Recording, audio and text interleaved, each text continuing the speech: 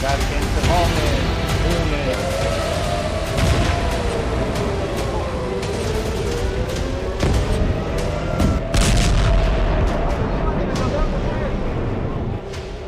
एक अक्टूबर को ईरान ने इजराइल पर जो हमला किया वो इसी महीने फिर दोहराया जा सकता है।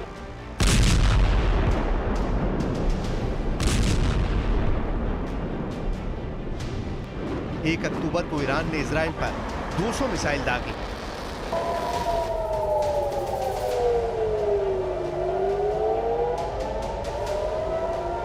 इस बार ईरान 500 से ज्यादा मिसाइल फायर कर सकता है।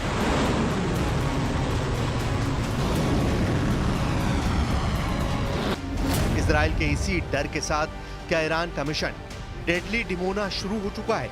ईरान के एक बड़े कुड्स कमांडर ब्रिगेडियर जनरल इरज मसजेदी ने कहा है कि इजराइल पर हमला करने के लिए ईरान पूरी तरह तैयार है। अब इस दावे के साथ ईरान की ये खबर देखिए।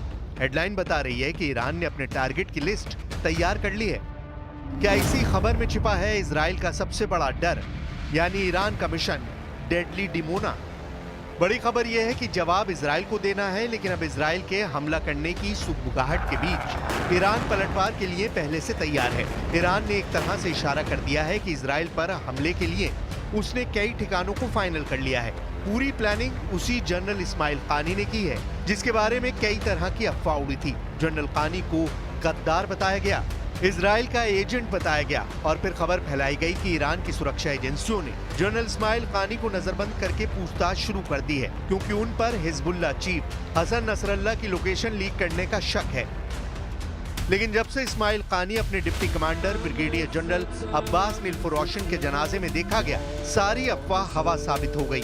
27 सितंबर यानी हसन नसरल्लाह की मौत के बाद से इस्माइल कानी को पहली बार 15 अक्टूबर को पब्लिक में देखा गया था। अब कहा जा रहा है कि इजराइल पर काउंटर अटैक वाली लिस्ट के साथ जनरल कानी को मिसाइल हमले की जिम्मेदारी दे दी गई है।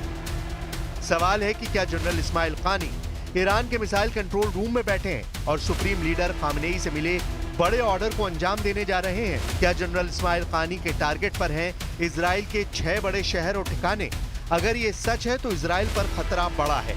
ईरान के टारगेट पर तेल अवीव है, यानी इजराइल की राजधानी और सबसे बड़ा शहर, हाइफा यानी इजराइल का सबसे बड़ा पोर्ट और आर्थिक राजधानी, नेवतिम यहाँ इजराइल का सबसे बड़ा और खुफिया एयरबेस है, दिमोना यहाँ है इजराइल का परमाणु रिएक्टर, और बाकी शहर हैं अशदोद और एश्केलॉन। ما متمرکز بر دفاع از منافع ملت ایران و همونطور گفتم قطعی بودن پاسخ ایران در صورت هر گونه شرارت و تجاوز بعدی رژیم صهیونیستی خواهیم بود. ईरान की धमकी को देखते हुए अब इजराइल को मिल चुकी है अमेरिका की नई गारंटी, एक ऐसा हथियार जो ईरान के मिसाइलों को फेल कर देगा, यानी THAAD, Iron Dome, David Sling और एरो सिस्टम का भी सुपर बॉस, अमेरिका का THAAD यानी THAAD missile defence system.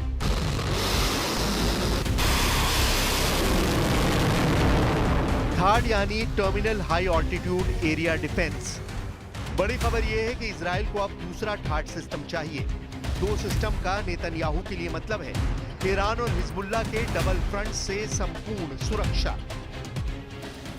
Israel और अरब देशों की मीडिया में इस खबर की खूब चर्चा हो रही है। रिपोर्ट यह है कि इजराइल ने अमेरिका से दूसरा थर्ड मिसाइल डिफेंस सिस्टम भी मांगा है।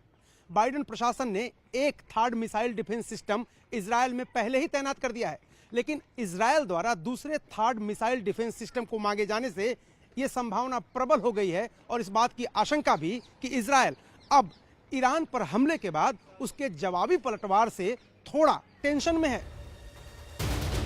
थर्ड वो मिसाइल डिफेंस सिस्टम है जो अब इजराइल और ईरान के बीच सबसे बड़ी दीवार बनने जा रहा है। यही मिसाइल डिफेंस सिस्टम है जिसने इजराइल को ईरान पर पलटवार की हिम्मत दे दी है। यही मिसाइल डिफेंस सिस्टम है जो कामयाब हुआ तो परमाणु युद्ध रुकेगा, नहीं तो पूरी दुनिया पर एटम बम की आग में जलने का खतरा पैदा हो जाएगा। अमेरिका ने अपना सबसे बेहतरीन मिसाइल डिफेंस सिस्टम इजराइल को बचाने के लिए उतार दिया है। ऐसा इसलिए क्योंकि ईरान के खिलाफ इजराइल एक बार नहीं बल्कि 2 बार फेल हुआ। पहले 13 अप्रैल 2024 की रात और उसके बाद 1 अक्टूबर 2024 की रात। ईरान ने 2 बार साबित किया कि उसकी मिसाइल इजराइल के मिसाइल डिफेंस कवच को तोड़ सकती है। इसलिए दोनों तारीख इजराइल की ताकत यानी उसकी एयर डिफेंस पावर पर धब्बा साबित हुई है। अमेरिका ने न सिर्फ इजराइल को थर्ड मिसाइल डिफेंस सिस्टम दिया है, बल्कि इसको ऑपरेट करने के लिए भी अमेरिका के सैनिक इजराइल में तैनात किए गए हैं। नेतन्याहू बार बार 1 अक्टूबर 2024 की तारीख याद करते हैं, तब ईरान ने इजराइल पर 200 मिसाइल दागी थी। देखिए कैसे इन मिसाइलों ने इजराइल के तमाम मिसाइल और एयर डिफेंस नेटवर्क को फेल साबित करते हुए ठीक अपने टारगेट पर अटैक किया। इस हमले ने इजराइल में खतरे की घंटी बजा दी। इस हमले ने बता दिया कि आयरन डोम, डेविड स्लिंग और एरो मिसाइल डिफेंस सिस्टम को इजराइल अपनी दीवार बताता रहा है, वो तो रेत की दीवार साबित हुई।